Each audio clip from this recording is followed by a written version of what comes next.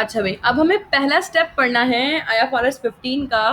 तो पहला स्टेप है determine whether the contract fall with in a scope. अब ये क्या है?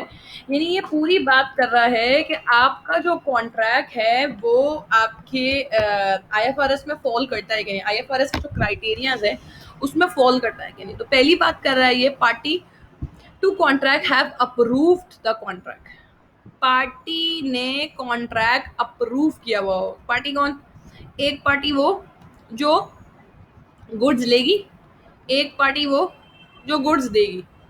ठीक है, तो लेगी और देगी, यानी रिकॉर्ड कौन करेगा? रेवेन्यू, ये रिकॉर्ड करेगा। लेकिन ये जो कॉन्ट्रैक्ट आपने रेवेन्यू का किया है कि मैं तुम्हें गुड्स बेचूंगा, एक हम दोनों ने मिलकर एक म्यूचुअल कॉन्ट्रैक्ट किया है कि मैं तुम्हें गुड्स बेचूंगा, ये वाली पार्टी कहती है कि मैं आपको गुड्स दूंगी, इसको गुड्स बेचने हैं, इसको गुड्स खरीदने हैं।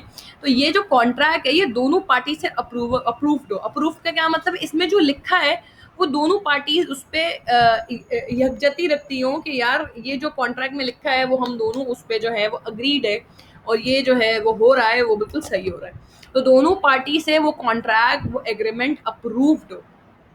Second, parties are committed to perform the obligation of the contract. Parties are committed. Committed का क्या मतलब है यार? वो दोनों जो है वो बोल चुकी हों कि हम दोनों अपनी अपनी जो है वो परफॉर्मेंस ऑब्लिगेशन पूरी करेंगे। अब पहले की परफॉर्मेंस ऑब्लिगेशन क्या है कि मैं तुम्हें गुड्स दूंगा, और दूसरे की परफॉर्मेंस ऑब्लिगेशन क्या है? मैं तुम्हें पैसा दूंगा। सही है, तो दोनों जो है वो अग्रीड हो कि हाँ हम देंगे। अगर एक भी पार्टी कहती है कि मैं ये परफॉर्मेंस ऑब्लिगेशन पूरी नहीं करूंगी, तो भाई ये कॉन्ट्रैक्ट IFRS 15 के, ये जो पहले कॉन्ट्रैक्ट के अंदर ही फॉल नहीं करेगा, ये कॉन्ट्रैक्ट ही नहीं होगा IFRS 15 के अकॉर्डिंग। तो रेवेन्यू रिकॉर्ड करना तो दूर की बात है, रेवेन्यू तो आप रिकॉर्ड कर ही नहीं सकते। तीसरा कह रहा है कि राइट्स एंड ऑब्लिगेशन आइडेंटिफाइड हो। राइट्स एंड ऑब्लिगेशन आइडेंटिफाइड का क्या मतलब है? मतलब ये है कि लेट्स से मैं जो है वो एक पार्टी को गुड्स बेच रही हूँ, और मैं जो है वो बेचने वाला हूँ, वो खरीदने वाला है। तो मैं सेलर हूँ, वो बायर है। मेरा राइट क्या है कि मैं जब गुड्स बेचूंगी तो वो मुझे पैसे देगा, ये मेरा राइट है। और उसका राइट क्या है कि मैं उसको गुड्स डिलीवर कर दूँ। मेरी ऑब्लिगेशन क्या है? मेरी ऑब्लिगेशन है कि मैं उसको गुड डिलीवर करूंगी, और उसकी ऑब्लिगेशन क्या है कि वो मुझे पैसा देगा। तो ये चीज़ है कॉन्ट्रैक्ट में आइडेंटिफाइड हो, कितना पैसा देना है, किसको क्या करना है, किसको क्या नहीं करना है, ये प्रॉपरली लिखा हुआ हो कॉन्ट्रैक्ट में। पेमेंट टर्म्स क्लियरली आइडेंटिफाइड हो। मतलब पेमेंट टर्म्स क्लियरली आइडेंटिफाई होने का मतलब है कि पेमेंट टर्म क्लियरली पता हो दोनों पार्टी को। इंस्टॉलमेंट में पैसे दूंगा, कितनी अमाउंट दूंगा, पहले स्टेप में 1,000 रुपए दूंगा, दूसरे स्टेप में 2,000 दूंगा, तीसरे में 4,000 दूंगा। तो ये जो है ना आपका, ये जो है आपको पता होना चाहिए। क्लियरली आइडेंटिफाइड हो, हर चीज लिखी हुई हो, A to Z, अमाउंट कितना है, टाइम कितना है, कब पेमेंट होगी, एवरीथिंग, क्रेडिट पीरियड कितना का दे रहा हूँ, सब कुछ। फिर इसके बाद क्या है? Contract have commercially substance. अभी कमर्शियल सब्सटेंस क्या है? मतलब आपका कॉन्ट्रैक्ट जो है वो प्रॉफिटेबल हो, लॉस मेकिंग ना हो। अगर आपका कॉन्ट्रैक्ट प्रॉफिटेबल नहीं है, लॉस मेकिंग है, तो वो कहाँ जाएगा?